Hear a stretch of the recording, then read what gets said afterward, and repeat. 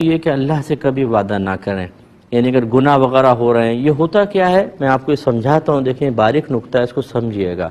جب انسان سے مسلسل گناہ ہوتا ہے نا تو وہ مطلب اپنی نگاہوں میں ذلیل ہوتا ہے، کمتر ہو جاتا ہے، حقارت محسوس ہوتی ہے، ذلت محسوس ہوتی ہے، اور نفس کو عزت پسند ہوتی ہے۔ تو لہٰذا نفس جب بار بار آپ خود کو انسان ذلیل محسوس کرتا ہے تو نفس کو ہوتی ہے تکلیف، تو وہ اس ذلت کو عزت میں بدلنے کے لیے اور اس کیفیت سے باہر نکلنے کے لیے کوئی نہ کوئی مشورہ دیتا ہے، جس میں سے ایک مشورہ یہ بھی ہے کہ وہ کہتا ہے تم اللہ سے وعدہ کیوں نہیں کر لیتے؟ ہم سمجھتے ہیں کہ شاید میں گناہ سے بچنے کے لیے کر رہا ہوں، لیکن حقیقتاً یہ نفس و شیطان کی چال ہوتی ہے۔ انہیں پتہ ہوتا ہے کہ یہ توبہ کرے گا، اللہ سے وعدہ کرے گا، پھر بھی ہم اس کو گناہ میں لگا دیں گے۔ ہم اللہ سے وعدہ کرتے ہیں، جب وعدہ کرتے ہیں تو وقتی طور پہ ایک سکون سا ملتا ہے، ایک نور سا محسوس ہوتا ہے کہ اب تو وعدہ ہو گیا، اب گناہ نہیں ہوگا۔ اب پہلے تو شیطان نفس پیچھے ہٹ جائیں گے، جب آپ یہ کر لیں گے اچھا اس سے شیطان نفس کو مزہ بھی آئے گا، اس کے بعد پھر وہ اپنی پرانی جبلت اور فطرت پہ لوٹتا ہے اور پھر ہم سے گناہ کرواتا ہے۔ اور جب انسان وعدہ کر کے وعدہ توڑ کر گناہ کرتا ہے تو پہلے سے کہیں زیادہ اس کے نفس، اس کے دماغ پر، اس کی طبیعت پر اور اس کے اعضاء پر برے اثرات مرتب ہوتے ہیں، انسان اور زیادہ ذلت اور پسپائی میں چلا جاتا ہے۔ پہلی بات تو یاد رکھیں اللہ سے وعدہ نہیں کیجیے گا۔ دوسری بات یہ ہے کہ آپ اللہ کی بارگاہ میں کامل توبہ کریں۔ توبہ کا مطلب ہے جو آپ گناہ کر رہے ہیں اس گناہ کو آئندہ نہ کرنے کا پختہ ارادہ، اور یہ ارادہ صرف اللہ کے خوف کی وجہ سے ہونا چاہیے۔ جب آپ یہ پختہ ارادہ کریں گے تو وعدہ خداوندی پر یقین رکھیے،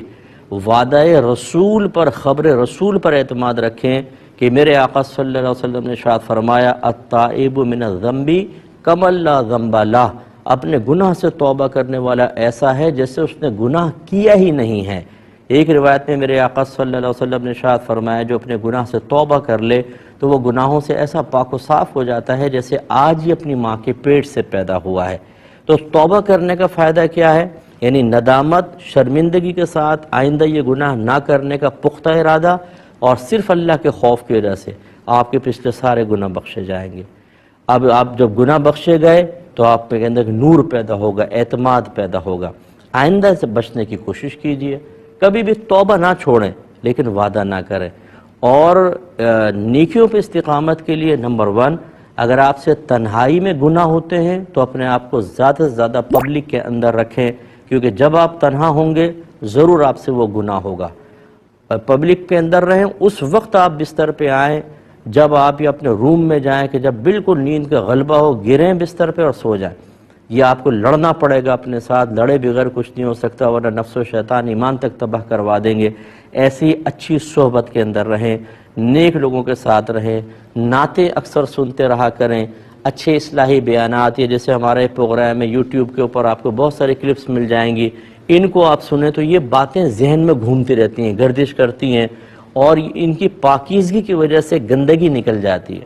ایک برتن میں تو گندا پانی رہے گا یا دودھ رہے گا، یعنی گندا پانی آپ دودھ ڈالتے رہیں حتیٰ کہ ایک وقت آئے گا گندا پانی نکل جائے گا، دودھ ہی دودھ ہو جائے گا،